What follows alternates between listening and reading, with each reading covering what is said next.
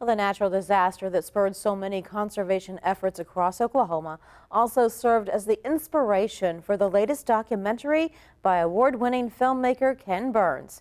Premiering this weekend, Burns' documentary, The Dust Bowl, tells the story of the Dirty 30s and the men and women who survived it.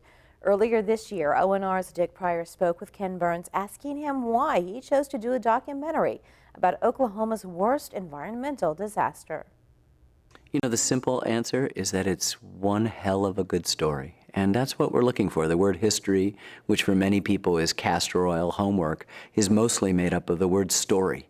And when you dig down deeper, below the conventional wisdom of the Dust Bowl, you find an immensely complicated human tragedy, natural tragedy, but also a story that's firing on all cylinders. How could we not do it? This is the greatest man-made ecological disaster in American history, superimposed over the greatest economic cataclysm in the history of the world, the Great Depression, and how Oklahomans dealt with it is one story that we can't forget. And we're so very fortunate that folks who were kids and teenagers during that time, now in their 80s and 90s, sat down in front of our cameras and told us some of the most difficult and wrenching and, I think, heroic actions that had taken place in their lives, and did so with such grace and such honesty that you feel like you could reach out and touch that dust and understand what it was like. And for us, that's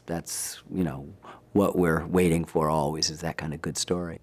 It said in the film, man pushed nature and nature pushed back, and it did not have to happen. It did not have to happen. The Southern Plains was one of the last settled areas. It is an arid place.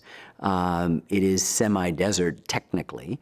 Over thousands of years, buffalo grass had covered it, which was perfectly suited for the low moisture and the high winds, and sends its roots down sometimes 5 feet to find the moist ground, the water down in the soil. When you turn that over, when the buffalo are gone and when the cattle grazing is done, and you have a few wet years, and you think absurdly that rain follows the plow, as some even academic agricultural guys thought, that rain, just the very act of farming would increase rainfall.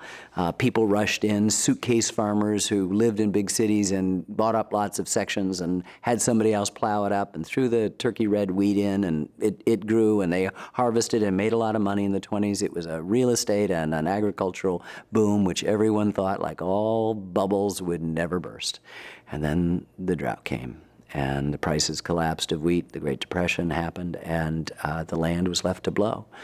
And Franklin Roosevelt, could get Oklahoma on his fingertip in the Oval Office, and ships out at sea were covered in a patina of dust. This wasn't one storm. This was a 10-year apocalypse, sometimes 100 storms a year. The worst was on April 14th, 1935, Black Sunday. The worst black blizzard, as they call them, blots out the sun at noonday, kills your children, they get dust pneumonia, kills your elderly, they get dust pneumonia, kills the hardiest among you, kills your cattle, of course, has already destroyed your crops, and so puts things out of balance that you're having plagues of jackrabbits or plagues of locusts that are coming in. And so all of a sudden, the story is a kind of parable, almost a biblical tale. And at the end of it, it's a bunch of human beings, very hardy folks trying to make a go of it in one of the least hospitable lands. And it begins to become a story of perseverance and survival. Will you make it? Will you have to pull up stakes and go to California and join the exodusters? Or do you stay and try to figure out new ways to contour plow, new plows to use, leaving crops fallow, returning stuff to grassland, building shelter breaks? How are you going to survive? And this is not a drama in an abstract sense. It's affecting every single family. And that's the story we tried to put our arms around in the Dust Bowl.